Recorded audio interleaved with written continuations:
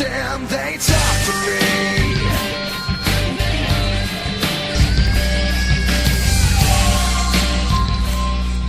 From the minds of madness through the airwaves, untold and bold, Word Talk Supernatural Radio, hitting it live to you every Friday night. That sounds like more sexy than paranormal. Well, you gotta draw the viewers however you, listeners however you're gonna get We're them. desperate, we'll take them. Thanks again for tuning in to another broadcast of TSR. We're Scott and Heidi Linden, and we investigate the supernatural and share with you all what we know and learn of that thin line between the spiritual and the natural. And that's because what we don't know can hurt us.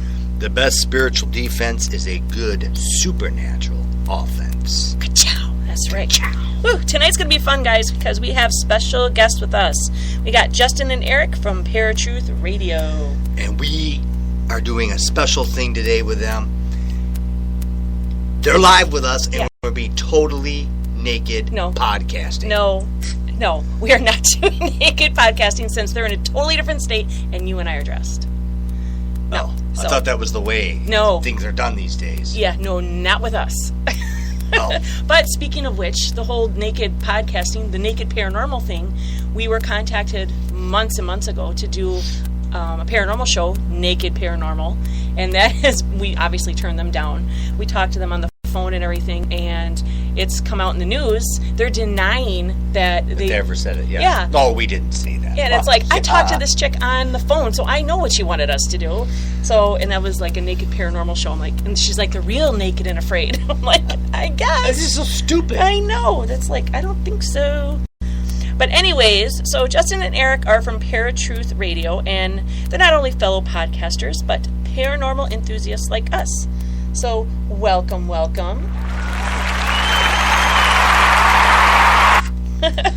What's up, guys? Hey, guys, what's shaking? What's grooving? What's moving? What are you doing, man? I have to say that I'm podcasting new, so you guys have to be. Oh, it's sort of like strip poker. If that's the case, I don't want to know what's shaking. Yeah. Wonderful. Oh, Lord. I have to say, I do look forward to Scott's intros every week. They're always different and amazing every time. So. He is fun. Never quite know what you're going to get. Yeah. And the thing is, and all week, and I do research for what we're going to talk about, Scott just sort of wings it he comes home from work, and he's like, all right, let's do it. So, yeah. That's because I'm in tone. I'm spiritually connected with the supernatural. And Robin Williams. Because I am the one. No, you're not the one. Okay, so guys, for those who don't know, why don't you tell the listeners a little bit about yourselves and about Paratruth Radio? All right, Eric, why don't you start off with that? All right. So, about 6 years ago or so, maybe 7 years now, I can't even remember. Time flies. I went through an interesting event in my life in which I was attacked by demonic entities, and it happened for about 3 months straight. It began with just oppression and eventually moved into affliction. It started off with a few visions here and there while I was falling asleep, and then jumped into some nightmares and night terrors, and then I started witnessing black masses throughout my room, growling on the side of my bed. Invisible things, spirits touching my hair, sitting on my bed, so on and so forth. So definitely some interesting stuff, and eventually it led me into meeting a friend of Justin, of mine and Justin's, and she talked us into doing a meditation of sorts. And going into the meditation is very cult-like.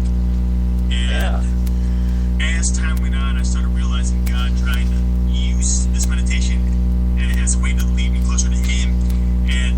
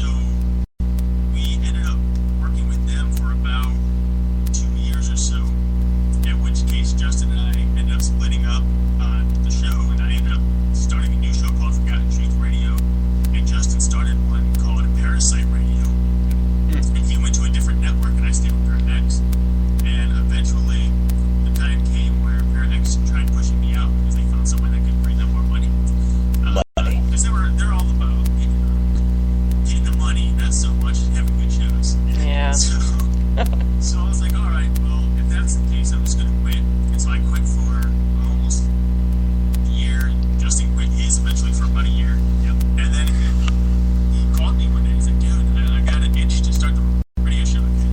And I was like, okay, well, it's been a year, and I was kind of feeling it too. Felt like God saying that that would be a good time to start up again and try something different other than the secular stuff that we've been doing. And we were discussing it, and we're like, well, we got to come up with a good name, something that's different from any of the other stuff we had. And we decided on actually combining names of our old shows, where I had Forgotten Truth Radio and he had Parasite Radio. And so we thought maybe Truth Radio. Oh, that's and it's cool. all about the paranormal aspect of life, but using scripture to either prove or debunk whatever it is that we're witnessing, people are witnessing, and learning out there.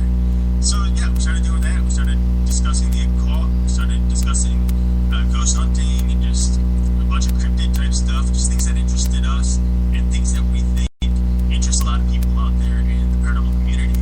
And so here we are today. That's cool. And how do you feel about that? I feel awesome. I feel great. You should. You guys got a good show. That was a good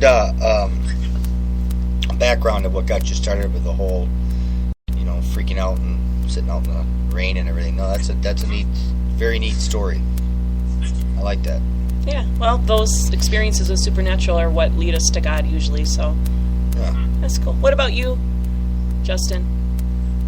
Well, as Eric said, when we started Night Stalkers Radio, it was around that time that we both actually really didn't have our faiths anymore. Eric was still a Roman Catholic, but he was faltering from believing, and I had stopped believing. I guess I shouldn't say stop. I just had many questions that I hadn't seen the answers to. And it took meeting my friend that Eric talked about and actually coming to the realization to do what we were doing, which was not only paranormal radio, but ghost hunting. We had to have some type of faith, otherwise we were going to be constantly attacked, which Eric was already having problems with anyways. So we had done the meditation that Eric talked about, and at that time too, I had felt the weight lifted, and the first time I went back to church, they were doing a prayer, and we had our eyes closed and everything, and I had an image of Jesus come to me and say, I've always been here. Whoa. And at that moment, it just clicked to me that, wow, I had been questioning, but I really didn't need to. That's pretty cool. Yeah, and Night Stalkers Radio was the precursor to everything else. And without that, we wouldn't have had Paratruth Radio, and Paratruth Radio would not be what it is right now without it. So I think even though we give Night Stalkers a lot of slack because of so many different things, one of which being the tech issues, the other thing was we were very immature. We used very colorful language back in the day. So, doing the S-Files as we started doing once a month, it is more and more apparent that Paratruth Radio is definitely much better than Night Stalkers ever was. That whole S-Files thing, actually, I think that's pretty cool. Why don't you just tell everybody the concept? I think it's so neat what you're doing. Well, S-Files is basically a new endeavor for Eric and myself, where we go back to Night Stalkers episodes, kind of take apart a couple of clips, and compare and contrast what we believed then, what we believe now, if there isn't any difference, which a lot of the cases, Eric has completely changed his point of view. Other cases, it's just slightly